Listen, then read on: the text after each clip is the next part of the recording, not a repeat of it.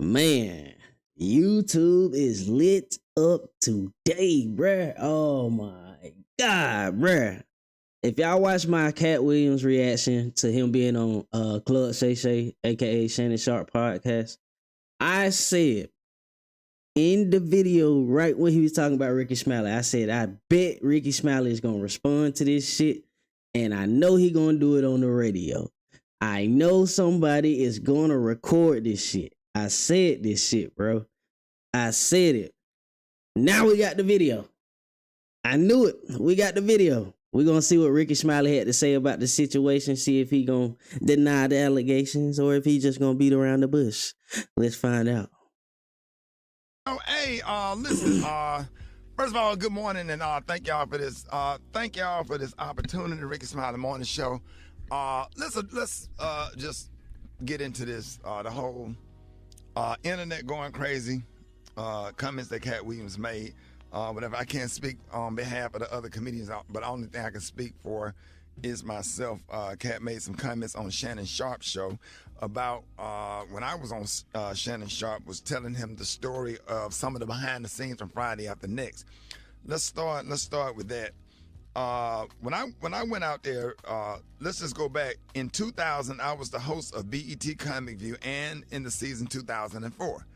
I also worked on this show called Live from LA. That was my first job with BET. And that's where I met Ice Cube, if I'm not mistaken. And Ice Cube was like, man, hey, man, I like your work. I want to do some stuff with you. I want to put you in some movies. And Ice Cube started putting me in movies, which really helped my career. I was in All About the Benjamins, but of course, when they changed the ending of it, that part didn't make any sense. But then he put me in Friday After Next. And just for clarification, I went out to audition for Friday After Next as Money Mike, not the Santa Claus. And that is the honest God truth. I had no reason to go on there and to go on Shannon Sharp's show and lie about any of that. That's what I. But that ain't what you said on the show. You said that the part was already yours, and it was supposed to be given to you, but they gave it to Katt Williams, allegedly. Audition for was Money Mike, and I guess the producers, Cube, and everybody saw something different. And I think that Money Mike character, Special K, was going to come off as kind of like just a guy who was hanging around in the strip mall who was just kind of being annoying and almost like a crackhead type of character that was right. Just, so Katt, I guess when Katt Williams did it, they added the whole pimp twist to that character, which was actually a better decision and made it funnier. Because ain't no way in the hell I could have executed that role like that. And I'm glad that they made that decision and they put me in a Santa Claus role, which was actually perfect. So when I got back to L.A., they said, hey, your role has changed. You're going to be the Santa Claus. And here's the Santa Claus suit. Put it on, and here's your lines. Sat in the trailer, went over the lines, went over my stuff with Cube, and the rest is history. Had no reason. I just want to clarify that. Had no reason to lie about that. As a matter of fact, my manager at the time, Gary Abdo, who is still one of my best friends, who also helped start my career, and he's the owner of the Atlanta Comedy Theater in Atlanta. We got him on the phone just to clarify. Okay. Gary Abdo, good morning. Good morning. I ain't gonna lie, that sounds like Ricky scared as hell. Oh, I'm good, man. Just for clarification, you was my manager at the time. We went to LA together for the audition. Cube wanted to see us. What is your version? Yeah, well, we're old, and that was 23 years ago. So, our memories are what our memories are.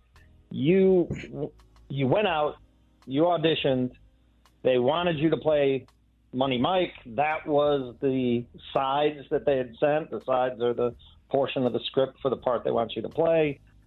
Those were the sides they sent. That was the audition you did. They said, great, we want you to play this role. My recollection is you had to go back and read for the execs from the studio one final time. And the night before that, we got different sides, and they said, no, we want you to play this role. And we didn't understand it. You know, we really were under the impression, well, you had the role as Money Mike, but then all of a sudden they switched it up. Now we understand why. Katt came in, blew them away. He's an incredible performer. That was probably one of the most iconic breakout parts in movie history. I mean, that Absolutely. was literally Katt's first movie. You know, Friday was not Chris Tucker's first movie. Next Friday was not Mike Epps' first movie. For that to have been Katt Williams' first movie, and he exploded. I mean, that literally made him an iconic touring comedian. I can't respect the fact that they're not bashing him and they're not, you know, like coming at him with hatred and being mean about it. They're actually giving him his props.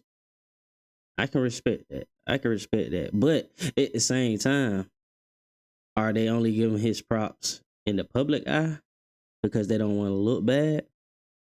Or what are they saying behind closed doors? You know what I'm saying? Like, everybody can put on that persona of being a good person in front of people because they don't want to get canceled, especially in today's world, in today's time. Cancel culture is really damn, I can't say this shit. Really real. And they will come for your ass. And one of the biggest to do it in this generation. And, you know, the rest, as they say, was history. But, yeah, absolutely, without a doubt, you were auditioning for Money Mike. We were told you had the role, and then that switched up overnight.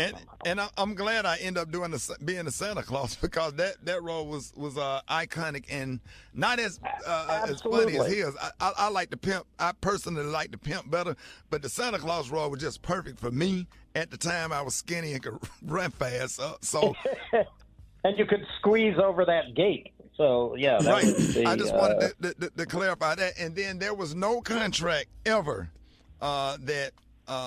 In agreement with the first Sunday movie, because that was a whole different production directed by who just directed my Netflix special, David E. Talbert, about me playing Bernice Jenkins. That's something that David called me personally. David and Lynn are fans and have been fans of my work for a long time, and it was like, we want you to play Bernice Jenkins, and you know, and here you go. And that's what happened. And I went out there and shot that in one day, me and Red Grant. And that was a lot of fun. Right. And it had nothing to do with Katt Williams' contract or whatever. So I'm, you know what I'm saying? Like, I respect. How do you know that, though? Because a contract is personal. A contract is only between that person and the person who gave them the contract. So he probably did put that in your contract, or put that in his contract, and old dude seen that you was supposed to be in the movie, or he seen that it was in that contract and he didn't want to lose Katt, because at the time Katt was booming, and he was like, hey man, we want you to play Bernice. And you know, being you was like, hey, okay, all right, that's what I'm known for. Yeah, I do it. Okay, Bernice, and you know, I'm always doing the church announcements in my roles and shit. Maybe that's why. You know what I'm saying? You won't know because you didn't see the contract. Only people who knows is Katt and David E. whatever his name is. You know what I'm saying? Or whoever gave out the contracts. That contract is strictly between them. So you don't know that for sure. You can't say that he didn't say that in his contract. He probably did. He probably didn't. Nobody knows unless that contract comes up about. Katt, definitely disappointed that you have to get on the air and explain something like this, but you know, that's the truth, and I don't know what else to say. So there it is. There's not much else to say. You know, it's indisputable that Katt played that role, killed it, built an entire career out of that one role that all of us look at and go, wow, that's absolutely amazing. But it's also indisputable you were auditioning for Money Mike. We were told you had the role. You just had to read one more time, and then that switched up. And the crazy thing about it is we had a conversation when it came out, he said a lot of this 12 years ago, and we had a conversation because I was on 14th Street in Atlanta, right by the Four Seasons Hotel, and I was driving down the street with my granddad in the car, and I saw Katt Williams going across the street on 14th Street, and I said, Katt, what's up? Whatever. I just wanted to make sure we was good. He said, come over and have a cup of coffee with me because he was walking over to Starbucks, and I went over and he went in there and got the coffee. We was chopping it up or whatever. Just didn't even really talk about the issue or whatever. I said, hey, man, I want you to come out and say hello to my granddad. My granddad is a fan. He came out to the truck. I'll never forget, I was in my... So there was bad blood, but... Ford F-150, and I came out and spoke to my granddad. He hugged my granddad and wished him well. My granddad was like, keep doing what you're doing, young man. My granddad was living at the time. It was just me and my granddaddy in the truck, and we dapped it up, and that was it. I mean, that was it, and I thought that we were good. I didn't know that we had any issues, and if there are any issues or if there's anything that I've done, not only to Katt Williams, to anybody, I apologize, and I'm not perfect. I made mistakes, but I did. That's just the honest to God truth, and I did audition for what I auditioned for, and I'm glad that the producers made that decision. And let me address But what about all you of being upset? the things with Gary. You can help me out with this because, comedy greats like Flip Wilson played Geraldine. Richard Pryor played some roles on his show. Jamie Foxx played Wanda. Martin played Shanae. Yes, Shanae. I did. Bernice Jenkins, Tyler Perry did. Madea is a lot of comics and a lot of comedy greats that did characters. I always say that too. I don't be understanding the whole. It's always with us too. It's always black people. When black people get mad at the whole comedians dressing up as women and all that shit, but nobody said shit when Martin did it twice, maybe even 4 or 5 times, because he had Big Mama movies, and I think he did like 3 or 4 of them movies. But nobody said shit about that. I ain't really see Jamie in the whole whatever she called his character called. Nobody said shit about Mrs. Doubtfire. Nobody said shit about the Wayans brother when they was in White Chicks. Nobody was talking shit about that. But as soon as Tyler Perry becomes a billionaire, they're saying he's shaming the black man community, the black male community, by dressing up as a man, and is making all us black men look bad. Who? It don't make me look bad. I know who I am. I am he, his, and he, him, his. Those are my pronouns. He, him, his. I know who I am. Just because he wearing a dress doesn't mean I gotta put on one. And honestly, if you getting paid for it, you gonna put that motherfucker on. You mean tell me if a motherfucker come to you saying they gonna give you $250,000 right now to put a dress on and walk into Walmart, you ain't gonna do it. You a motherfucking lie. You's a motherfucking lie. You gonna put that motherfucker on and you gonna skip down them aisles like a motherfucker. Motherfucker, boy, I'm telling you what, niggas be lying, boy. Niggas be lying, that ego. That ego, goddamn well you'll throw that goddamn dress on.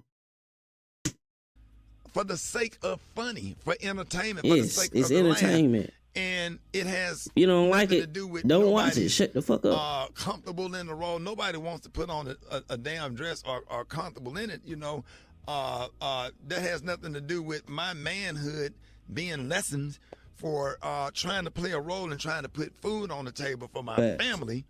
Because he got a point there. Prop. It's nothing more than a prop. It's nothing more than a way to get. It's just like a motherfucker playing a superhero and he got on spandex and tights. Nobody say shit about that shit when them goddamn wrestlers be out there in they fucking underwear wrestling, all sweaty and they hugging on men and shit. I mean, back in come on now, Shakespeare's make time, it make sense. I see shit for what no it is. females playing females role. Every female. Niggas just want to goddamn go with the majority of the vote because it seems popular.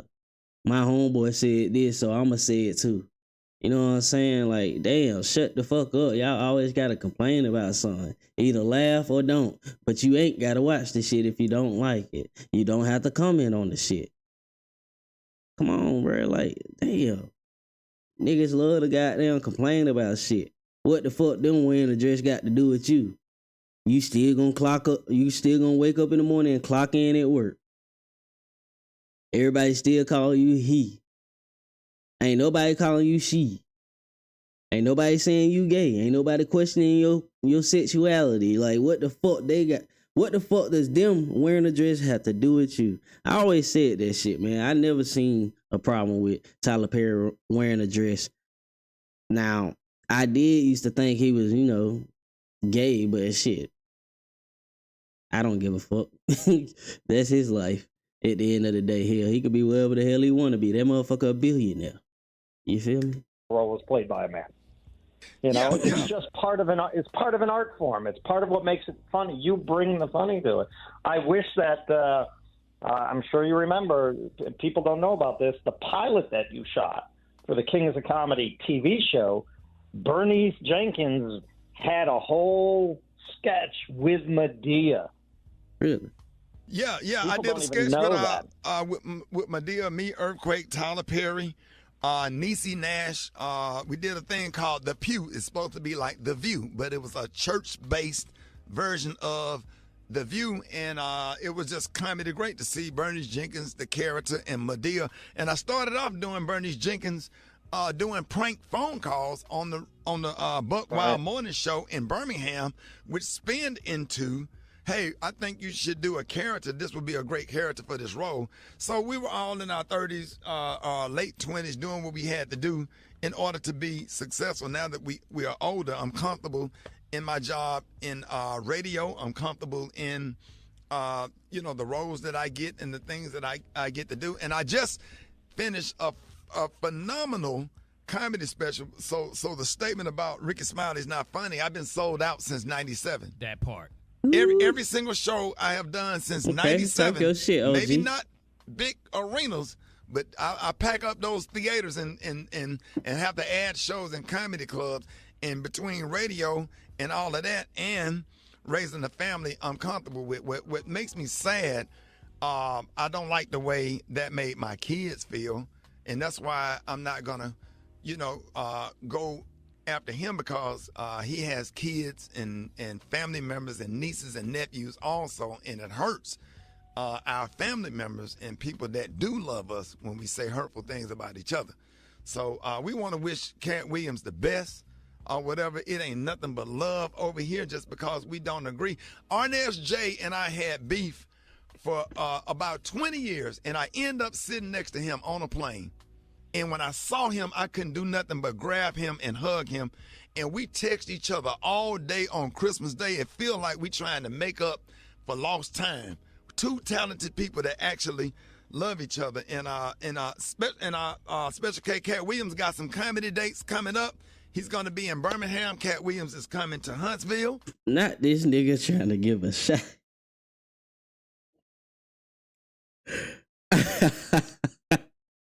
I don't know if he trying to give this nigga a shout out or he trying to tell them goons where that nigga gonna be at.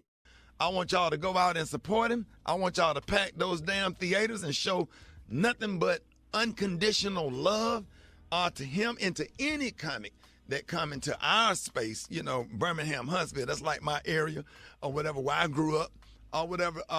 K, you got the dates? Yeah, you got January 12th, Cedar Park, Texas. The 14th, Estero, Florida. The 19th, Huntsville, Alabama. The 26th of January, Tupelo, Mississippi. Y'all go ahead and get on Ticketmaster. Get them tickets. Yeah, make sure y'all go out and see Katt Williams and go out and support him, man. It's all love over here because it's enough money out here for everybody.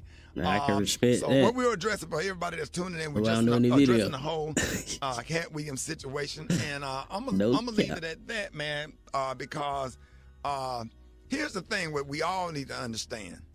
Here's what we all need to understand.